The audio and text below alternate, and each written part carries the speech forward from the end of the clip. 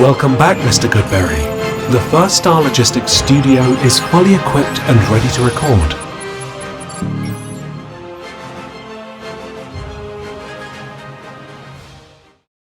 Welcome back to Bengals On The Brain, presented by First Star Logistics. I'm your host, Joe Goodberry. We've reviewed all of the draft prospects, watched at least one game of each player. If you're interested in my takes on those, or just want to watch some all-22 film while we're in the late spring to summer as nothing's going on really in the NFL, well, you can always go back and watch those on the First Star Media YouTube channel. So make sure you hit the like and subscribe and scroll through the past videos. There's a lot of stuff from myself, Dave Lapham, and clips from press conferences and Joe Burrow talking and Zach Taylor and all the good stuff that you need to do to keep up with the Bengals this offseason. But we're looking at undrafted players now. We started with Seth McLaughlin, the center out of Ohio State from Alabama. And now we're going to another offensive lineman. The Bengals got a couple interesting players here, not just McLaughlin, but Caleb Etienne out of BYU, formerly of Oklahoma State. Huge, athletic in most ways. You'll see when we start watching here. A little bit tight, but when you're that big, you can kind of get away with it a little bit. So he'll be an interesting player to watch here as he'll be a 24-year-old rookie. How much development is left in his game? Can you quicken him up a little bit? Can you get him to become a guy that's hard to run around and as hard as he is to run through? And I know some of you watch because I have access to the all-22 for a lot of these players, and you watch for that to get a different angle. But this time we don't. Didn't have much on Caleb Etienne. The games I had, he didn't play in. So we're doing something a little bit different. We found a game that's just already cut up on YouTube for the offensive side of the ball for BYU. And we're going to do it like we're watching on Sundays and Saturdays. And we're going to watch from the side and see what we can observe and what type of takes and analysis we can get from that. Let's jump in. Caleb Etienne from BYU versus Arizona State. At left tackle here, the big guy is who we're going to keep our eye on. That's Caleb Etienne. And right off the bat here, as BYU is going to throw the ball from the first play of the game, you see Etienne. You're going to see this a bunch with him because I've watched others that are from the TV copy. He wants guys to run around this arc, right? When you're that big, most defenders are not going to try and go through you. You're just, especially in college. He not only is he big for NFL standards, he is massive for college standards. So he's going to say, Harry, you want to run around me? Fine. I'm going to push you as far around this arc as I possibly can so that you don't affect the quarterback. And you see that right from the jump here. Is he doesn't look like the most athletic guy getting out of his stance, but he doesn't, that doesn't look like a negative. That doesn't look like it's going to limit him in any way, but you definitely see those long arms when he gets out there here. And we got the all-22 angle here from the end zone. I wanted to point out where his hands end up landing. One on the back, or on the nameplate, I should say, and one on the back number. It's not ideal. It's not where you want to be. That means this guy's already gotten around him. But, man, because he's so strong, he's going to make this angle more like that, which we will take because Joe Burrow will get that ball out quicker, right? That ball will be long gone in most cases. Etienne's got a little bit of a reach block here he's got to get to. He's got to get to the guy, play side, front side. And you're going to see right there, his helmet's on that side. He's done his job, basically. Chaos ensues with the rest of the offensive line, and the running back bounces it outside, but he did his job there. Now we're going to go inside here, right? Inside move after he sets out, not really deep, but the lunge here to try and, I would like him to use his hands, right? It looks like he just wants to put his face mask and his shoulder into the rusher and ends up just kind of clotheslining him a little bit. Quick pass. Looks like he's just opening a lane, too, for this quarterback on the slant, as if he knows. He may know, but I don't think he does, that the quick pass is coming here. You can see hands are low and wide. He grabs there. If that was a more dangerous rusher, that's how you get into a situation where you end up holding. Run blocking again. I don't know if you saw that from the very beginning. He's on his guy right there. Not much going on. as BYU is struggling to run with some power early in this game here. And there we go. We got the inside move again. That's twice for Etienne. As he lunges again, kind of off balance, right? Hands reach out that time, but he didn't grab anything. He missed right there. Inside swim. Luckily, there's not much room there for the pass rusher to get inside. Quarterback ends up holding the ball, and then it ends up being a sack, or at least a loss, or no gain. Either way.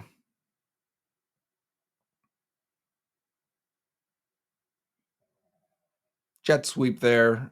Etienne's releasing to the second level, 76. Okay, this will be an interesting one here. He gets out there. He's got the chip help. This is a deep. Oh, I see. It's the boundary corner that blitzes. Chip help right there. Flip your hips. Get back in position. He does there. The guard just comes over and picks off just enough. Is that the guard? 61. Oh, yeah. Just enough to knock down that blitzing corner. And Etienne stays on his feet and helps get another piece of that rusher to let the quarterback escape and get upfield. There we go. We got a pancake 76 here. He's going to let the DN go and then release to the linebacker. You see that? How he just gets this guy to hesitate, go sideways just a little bit. And then Etienne's going to, because, I mean, this guy's got to read the option. The quarterback's right here. And if he goes down, the quarterback's going to keep it. If the defender goes for the quarterback's going to pitch it out to the running back, right? We understand how that works. So Etienne's going to let him go, and then he's going to go make contact with this linebacker here. So try and keep your eyes on Etienne and that linebacker as he gets to him and absolutely crushes him to the ground. Now go get the next guy. I mean, let's watch this back again. If you would have crushed that safety, also, let's go back even further. If you would have crushed that safety, I'd have clipped this right here. Boom. Nice. Very nice. Oh, see, there's a little, I'd like him to be a little bit faster to get to this guy. Right? Get in front of that guy. Can't do it. Running back strung out. And 22 ends up making the stop. Not technically a stop because we got the first down on that play, but nobody really on Etienne's side. He's got the tight end helping him out. Again, releasing to the second level immediately on this play. And he's just trying to wall off this way. We didn't get to this guy wanted to come up and get this guy. We wanted to take him right here and have the running back just split between the two of them, but we didn't get to that other linebacker. So Etienne's just waiting there for it to, to do his job on the backside guy. There's nothing there. We got a screen going the other way. Let's see if he stays on his feet and keeps going. Kind of lazy on that one. Ooh, did we get a holding? We do not get a holding. At least I don't see a holding. This guy turned the corner crazy on this, huh? Blitz coming all the way from the safety. So Etienne, he's bending this guy backwards. That's twice now. That first play where you saw the guy trying to run around the arc and ends up folding and going way around the quarterback. Here too. He stayed with him too. Yeah, I don't see a hold on that, huh? They can outrun the ball. Intercepted. This guy's going with the long arm. You can see right here. I'll see if I can. There's the arm right there getting underneath the shoulder pad. It's not in the armpit. It's above the arm into the shoulder pad. And he's going to try and throw Etienne this way while working back inside.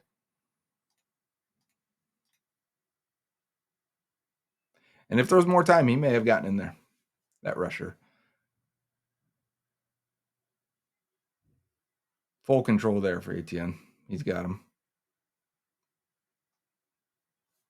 Yeah, it looks very balanced and in control there. Very long, as expected.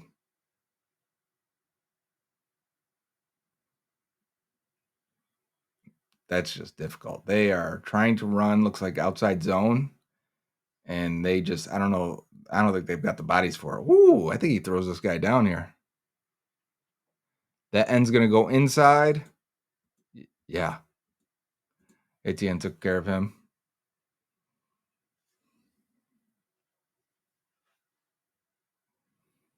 He'll be interesting to watch in preseason already, just based on the size alone and just enough athleticism. I'll bring up his RAS card.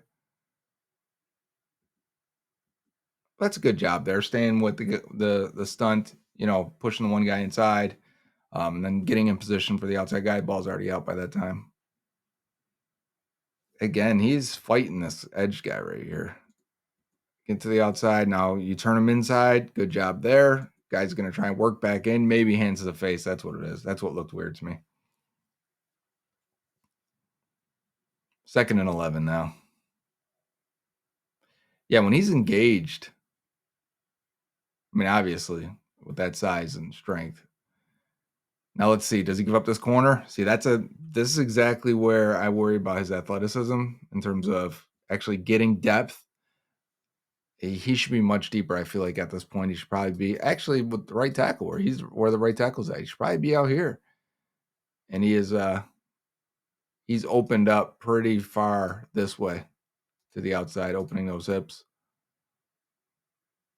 Yeah, barely he's trying to survive on just getting his long arms on these guys. And you're not going to be able to do that in the NFL. All right, get to that. Okay. All right. We're getting to the second level pretty well. Watch him here. Good body positioning, getting himself ready. Heads in front. Latches on, throws him. It's not an easy task. Looks like these guys are getting better and better at it, huh? Not sure who he was supposed to get here. He throws this guy inside, expecting a twist. Yeah, I mean, it is. The guard's unable to handle it.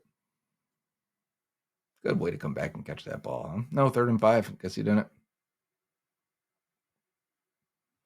He's got to worry about both guys there because they're not fully twisting on that. They're twisting every single time, and he's trying to do enough. This is 2 plays in a row then for Arizona State.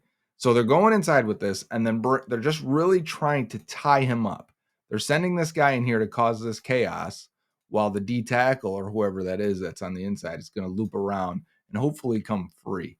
But you're going to see Etienne do just enough to get a hand out there and just make this angle a little bit wider, allow your quarterback to step up just enough to get rid of that ball. And he does. That's good heady play there by Etienne. You can see it right here from the all-22 angle. You see his eyes already locking in on that guy out there. And then let me just get a piece. Shout out to do a barrel roll for cutting these games up. I don't know what's happening there. Let's watch Etienne here. He's a little late out of his stance, and that's all we're going to get, I think. There we go. We got a better one here. Yeah, he's laid out of his stance for sure, but it doesn't really affect him here. Other than he just misses and he kind of just stops his feet at the same time. That's not what you want to see. I mean, just looking around.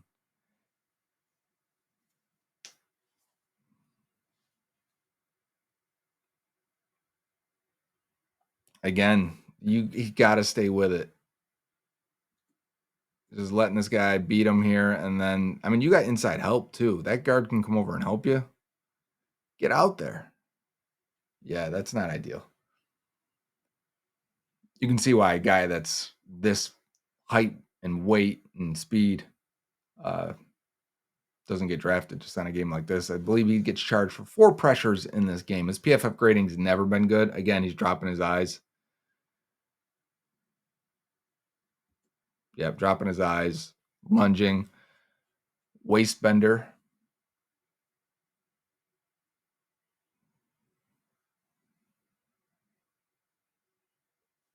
Okay, let's see that again on the run blocking. Move that end out of there. Good job. Now let's go get that linebacker. Can you seal him off? Made contact. Made it more difficult.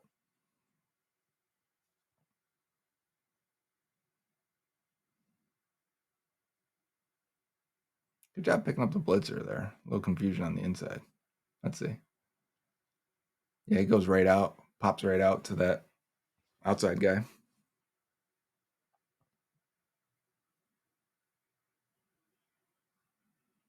He can absorb some contact. When they try to go into him with some power, he'll absorb it. It's just I don't know that he's got the foot speed to really cover that arc, right? On a quicker pass rusher. But then again, I wonder if he even plays with enough of a motor to stay with some of these guys. I feel like a couple of these he's could have stayed with them, but just kind of gave up like the ball should be coming out. He's getting chip help on that side.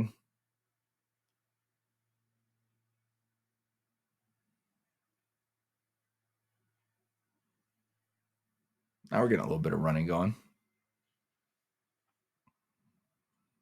Yeah, again, when he's got good catch.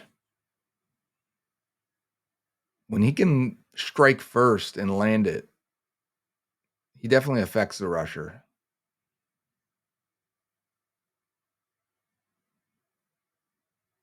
Play action, go, shot, touchdown. Oh, inside move again for Etienne. Now he's got inside help, so if you're going to get beat, that's the way to get beat. Where your friends are, let them help you out.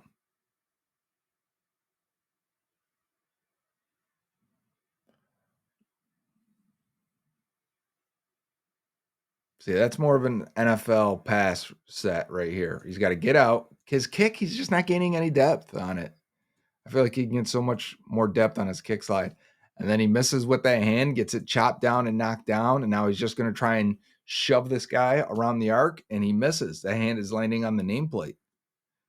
So that's full on pressure on that quarterback there. Who does a good enough job to get up. I mean, that's crazy to escape that and get upfield. Yeah, he's just missing with his hands, and his hands just are not good enough.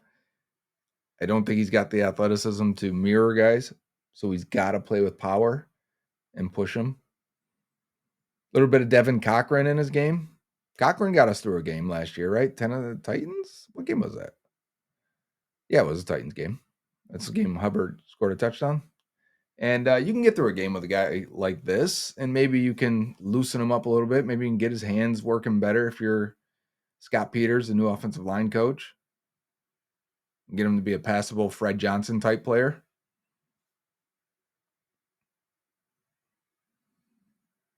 Ah.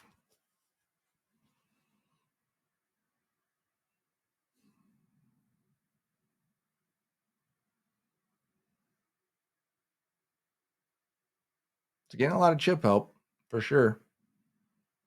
We got a 28-9 game. The receivers look decent, except for the guy who dropped that one ball. Good route.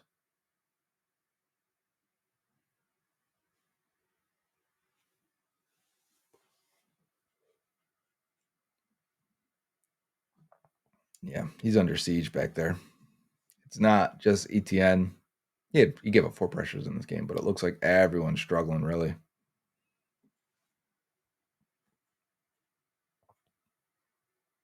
Play action, touchdown. Their team gets some redemption there. I like these BYU receivers. Man, they sat on that. You see that? Let's break down a play that's not a Bengals play. This is nice. I like this because you're hooking them up right here, and you want the zone defenders to collapse on this. Meanwhile, can that safety get over there in time? If you put it on a line, unlikely to get there. Bang, touchdown. Yeah, let's see. Can you get? Yes, there's a second level block again. ATN's done this quite a few times. It's not always straight up athleticism, and here he just locks the guy up. It's not always athleticism in the second level. It's timing. It's landing on your mark at the right pacing. What happened there? Underthrown ball. He tries to come back, just slips. 2nd and 10. We got a blitz. Good throw. You know that blitz is coming. Everyone else on the right side is backing off. Get to your hot. Bang. All right, back on Etienne. Inside again. It's like he You're not going to beat through him, but you can definitely get him to lunge a little bit to the inside. Not that I would say he lost that rep. He knows he's got guard help inside, but I think it's a trend a little bit. And again, here we go. This guy's going to try and run the arc on him. Got first punch on Etienne. Like I said, I think when Etienne gets first punch, he's much better. If you can get that, if you can time that up. And then he's just pushing guys in the back and hoping to like push them around the arc. I think he's just been bigger and stronger than everyone in his life, and he's leaned on that.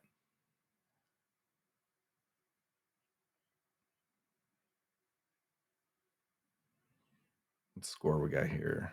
28-17, 10 minutes left. See, again, so here's our first bull rush really on him. And this guy's going to put his head down and really just try to drive him underneath. Etienne does a good job there. Oh.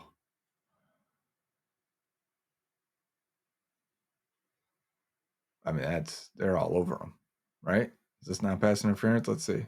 Or is it just jump ball situation? I'm not as critical seeing it in replay. He's got him, but you got to fight through it.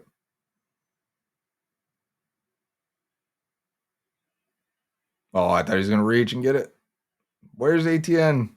Come up and help. Goal line situation.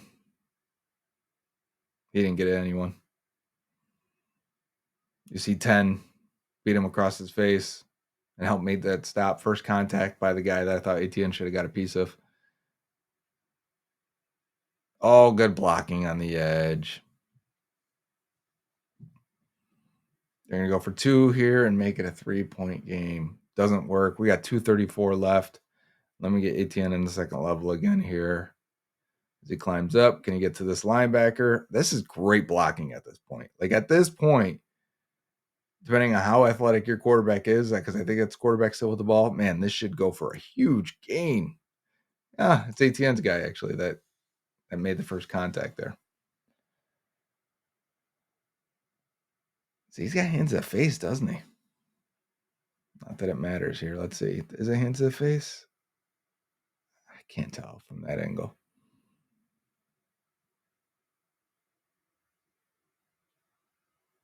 So patience here as he's gets the chip help. Just runs that guy around the outside.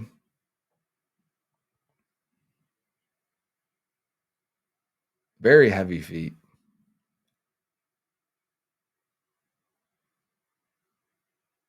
And he ran and jumped well. He just didn't. His shuttle and his 3-cone were dreadful, which I think it shows up here. Again, he's just trying to muscle guys and then run them around the arc if he can. Push them around the arc, I should say. He's got that. Tip ball. This quarterback's release is funky. Dang, that was the game winner, huh? And then there. That'll probably do it.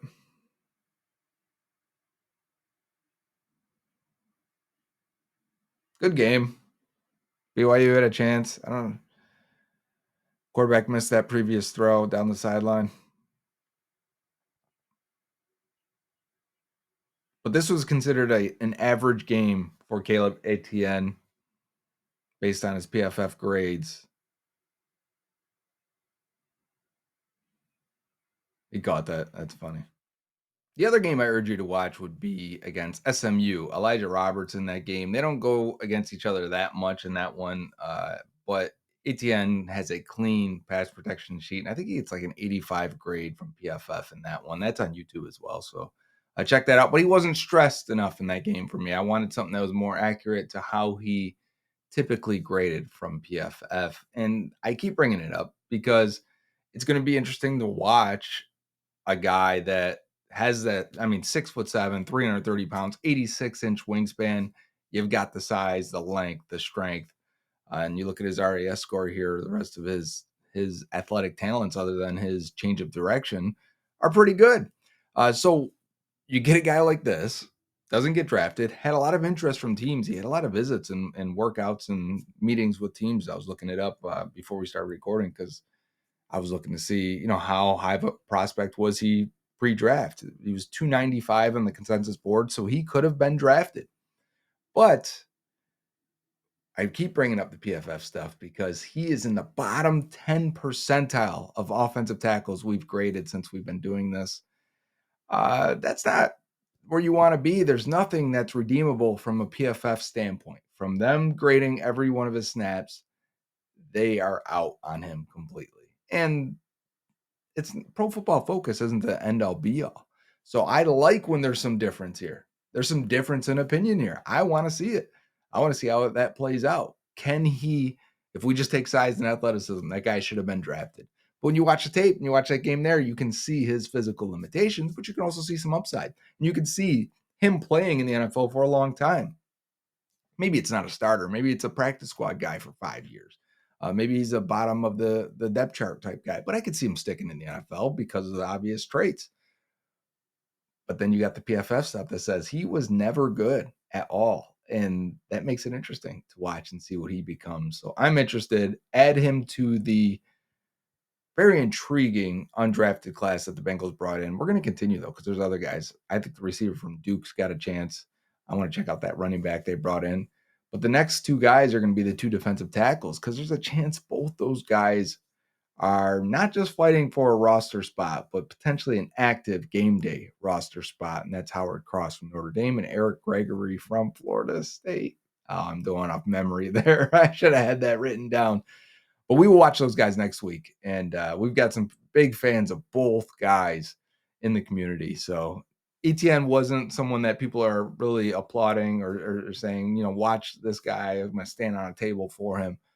But Gregory and Howard Cross are two guys that people absolutely like and feel they can make this team better. So that should be an exciting watch next week on Bengals on the Brain, presented by First Star Logistics. Until next time, Uday. Bengals fans, tired of the same old post-game chatter? Want real insight beyond the scoreboard? Then you need Bengals on the Brain with Joe Goodberry, presented by First Star Logistics.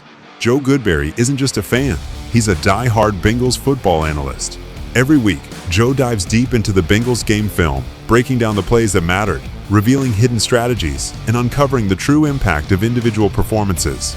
Get ready for post-game analysis like you've never heard before, player evaluations that go beyond the stats, and the most in-depth Bengals draft coverage on the internet. Don't just watch the Bengals, understand the Bengals. Subscribe to Bengals on the Brain with Joe Goodberry on the First Star Media Group's YouTube channel. Get smart, get obsessed, get Bengals on the Brain.